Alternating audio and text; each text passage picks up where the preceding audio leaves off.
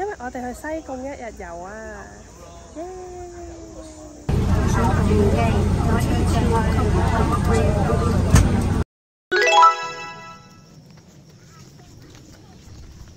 如果大家中意我 channel 嘅 subscribe 我 channel， 撳隔離個鐘仔，有新片你就會知㗎啦。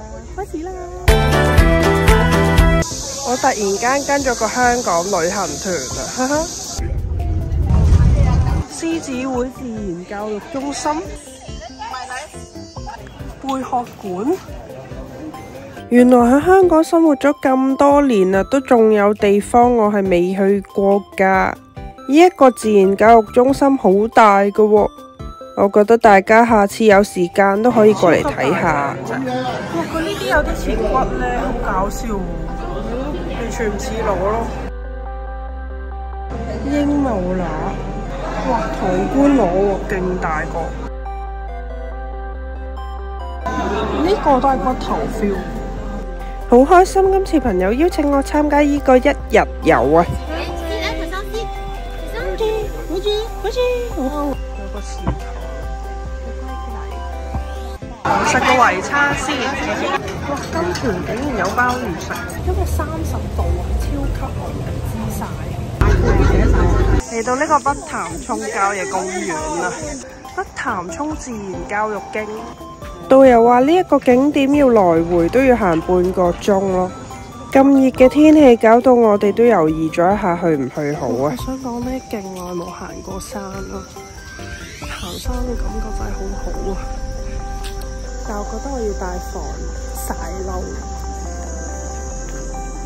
哇！我哋到咗呢個上饒民族館啦，上饒民族文化館啊。係啊，去到呢個位覺得有啲熟口面咯，我覺得。哦，即係佢哋以前嘅居住環境啦，同埋個食用嘅工具啊。係啊。哦。會煮食嘅爐頭啊，同埋一啲器皿。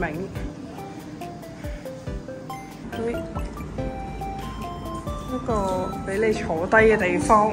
啲台咧都好靚嘅，幾好食。仲有呢度都保養得幾好喎，即係唔似話好舊咯。係啊，即係行過嚟都係值得嘅。係啊。呢個位咧，咁就係有個模型仔，就係呢一個位嘅模型啦。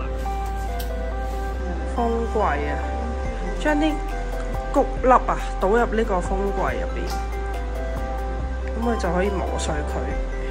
呢個模型好靚，好精緻。煮大鑊嘢嘅地方，自給自足梗係要養呢個牛啦。呢度係曬坪咯，我嚟曬嘢嘅地方嘅。碼頭位啊，靚喎呢個位。咁咧有啲團友就唔會行啦。咁其實我哋都猶豫咗行唔行好耐嘅，因為咧佢話來回咧每程都要半個鐘喎。但係其實行都好值得啊，因為行下又可以做下運動，跟住可以親親大自然喎。其實有時行路都只係一部分咯，你可以睇到沿途嘅風景先係最重要嘅。到咗呢個烈士碑園，哇！本書好大本咯。